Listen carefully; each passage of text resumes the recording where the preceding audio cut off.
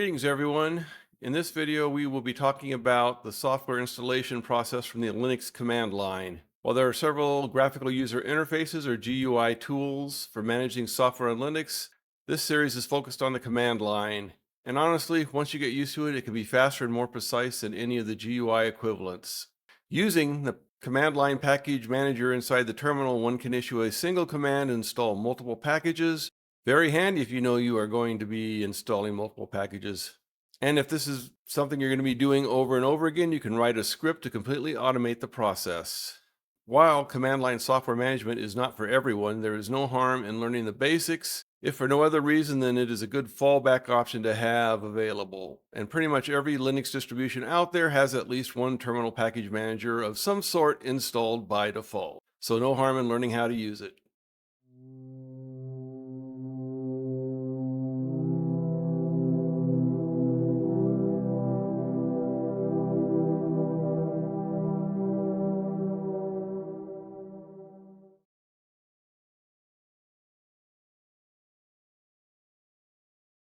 Okay, let's talk about Linux software management. Back in the good old days, anybody can remember it besides me, used to have to compile software from source code.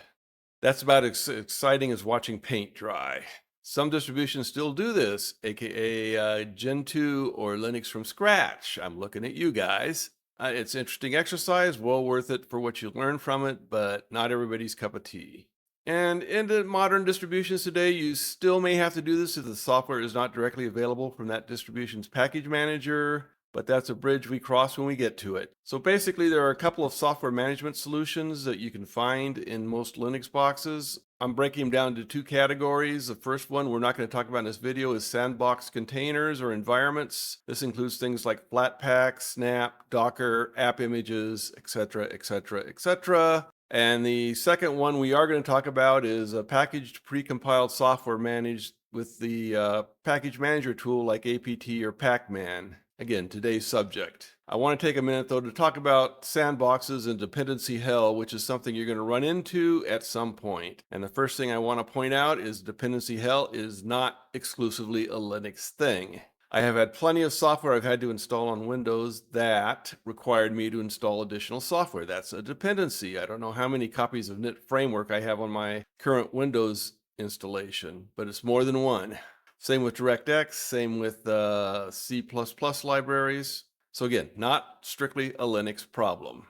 But what is a Linux problem is there are multiple distributions out there and they each run their software slightly differently and they have slightly different versions of the same software. So yeah, that is a problem. The sandbox container concept is a method for avoiding dependencies. The application and all dependencies included to run it are in a container, a separate environment that's installed on your computer.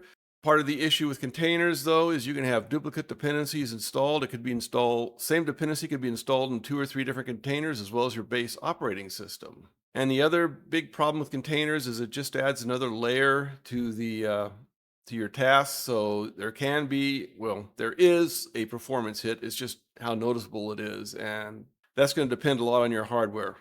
As I said, we're not going to talk about this too much. An in-depth discussion is beyond the scope of this video, as we'll be focusing on package management solutions. So let's talk about Linux package management, since that's the subject for today. A software package, we need to define what that is.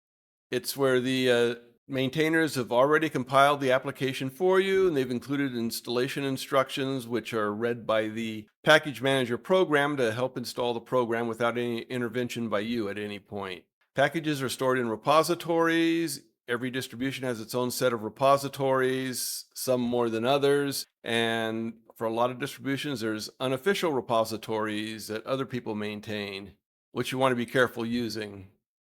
Distributions have a specific package managers and package repositories. Again, Debian package repository is not the same as an Arch package repository. And the pacman, which is the Arch package manager, is not the same as apt. They do similar functions, but they are different programs.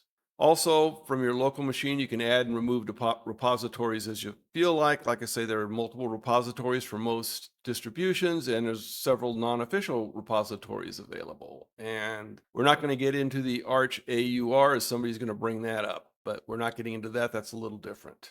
So your repository contains a package database of all the packages within it, or multiple databases with multiple repositories. Your package manager on your computer will download and sync a local copy of this database so it knows what's in the repositories. So to manage applications, database entries should include the description and the dependencies, because when you install something, you need to make sure you have all the dependencies met. Your package manager queries the database for a particular package. You say, okay, that's the one, and automatically download, install the application and all its dependencies, or it'll tell you it can't for whatever reason. Usually that's a rare occasion. Your package manager should also be capable of deleting or removing applications and dependencies. You don't want to keep stuff on your computer that you don't need. If you remove a package, all the dependencies should be removed with it. You can also, your package manager utility should also search the database for installed and not installed applications, so you can look and see what you have installed and what you may need to install. And that's what we're going to cover here shortly. Is we're going to jump right into the terminal session, and we're going to do a console terminal session in Arch, and we're going to do a GNOME terminal session in Linux Mint Debian edition, and we're going to run through some of the package manager tools and options for you people. Okay, let's start with KDE console. And that means we'll be using, since this is my Arch install, that means we'll be using the pacman package manager. Basically, pacman package manager as a command line is that pacman package manager followed by an operation, followed by options, and followed by an argument. So as an example, we will give a pacman-h, which is the help operation, and you'll see that prints all the operations available to us. It doesn't actually tell us what any of the options for these operations are, but it tells us what they are. If we do a pacman tac v, we get the nice little graphic and what version of pacman we're using. Kind of cute, isn't it? You'd know they'd make the reference to the Pac-Man video game at some point. We can also do pacman, and we can look at the manual page for pacman, and here we can see all our operations as well as all the various options for the operations. Pacman has a quite extensive repository of operations and options, so it can do a lot of things. We're only going to cover a few of them here.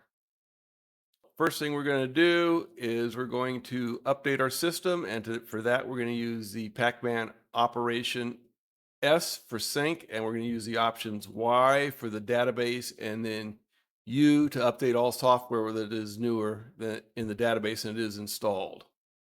It'll scan the databases, update them, give us a list of software we can update, and then we can go ahead and we have to say yes to install it. Tells us the rough size, and then we just wait for the install to happen. And just like that, your system is up to date.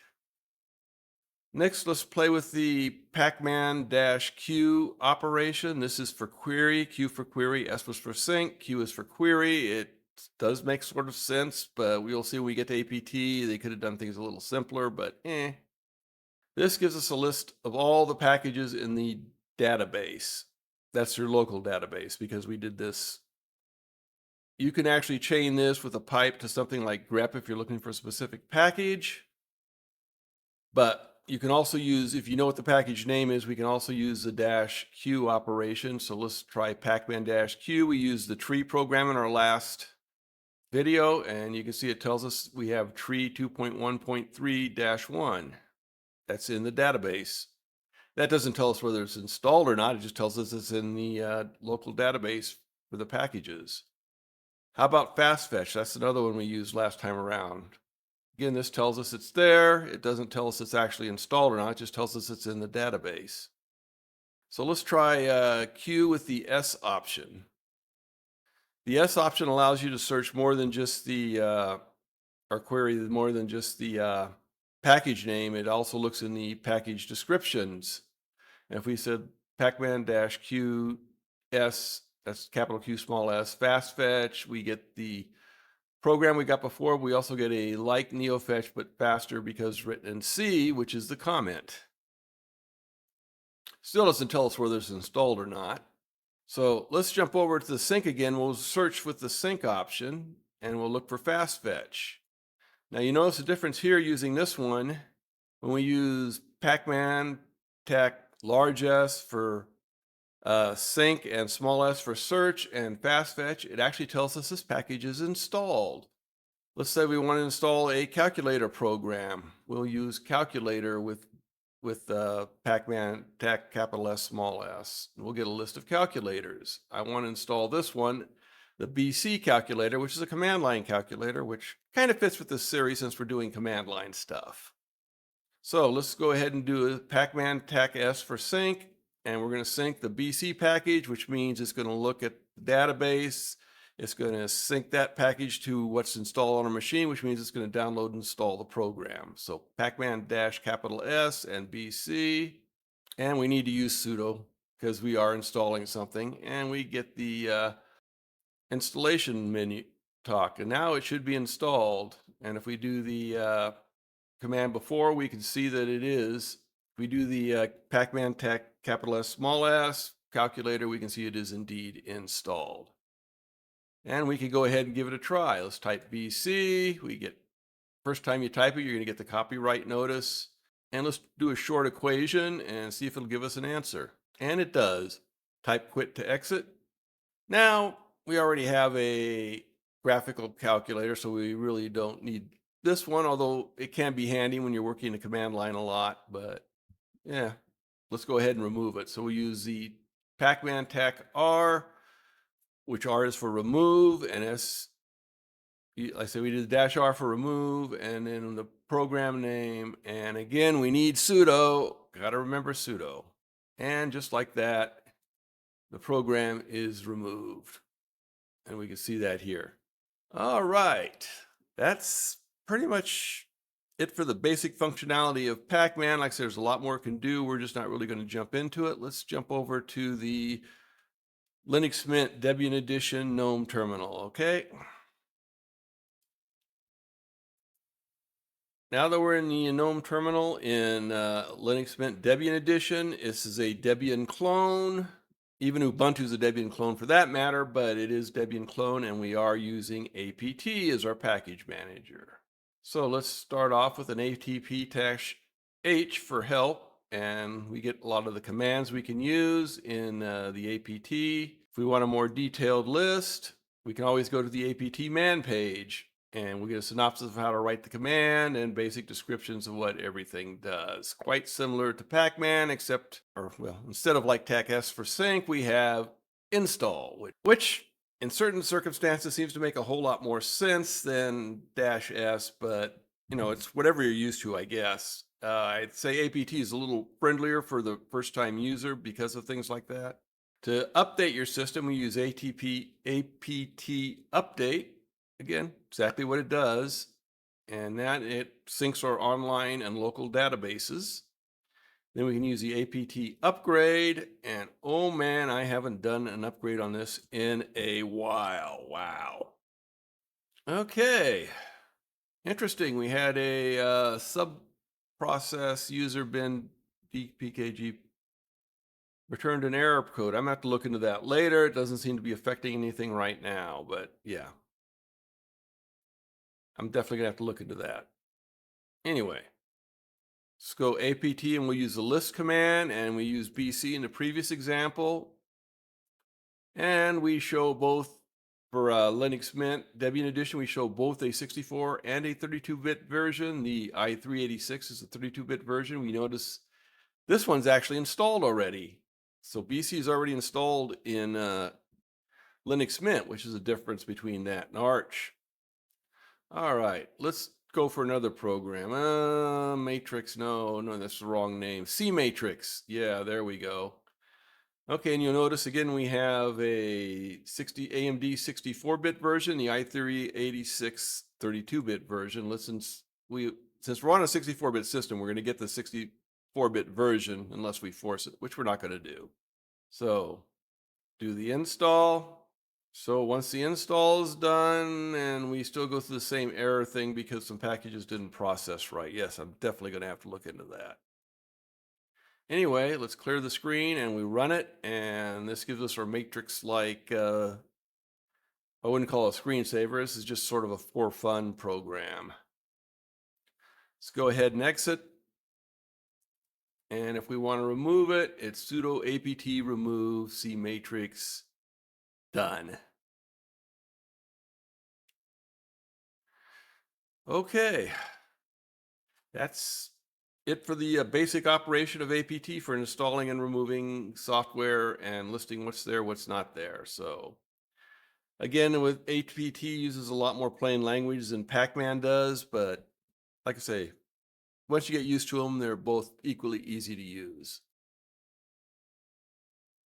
All right, that was a brief introduction to command line package management. We didn't really cover anything wild or weird or special. This is the basic simple stuff you're going to want to know as a beginner: how to search for a package, how to install a package, how to remove a package. As I said, I didn't want to get overly complex. I did mention the sandbox container systems. That's mainly so you know they exist. That's something you're going to see online. Sometimes you'll go on a Linux forum and you'll say you're having a problem with this application. They'll say, well, load the Flatpak or load the Snap, and you'll know what they're talking about now. But anyway, like I say, this was basically how to look at what software is there, look at what software is available in the repository, install and deinstall software. So those were the important concepts I wanted to cover here, and we've done that. If you like this video, please like. Well, that sounds kind of repetitive. Please like, please subscribe, please comment. I always enjoy reading comments. I try and respond to all of them. Anyway, that's it for now, or I'll have to see what the next video is going to be on, but we're probably going to dig more into I think we've done the file system and we've done the how to install software. Now I think we can actually start playing around with some of the applications and some of the commands in the next episode. So see you there.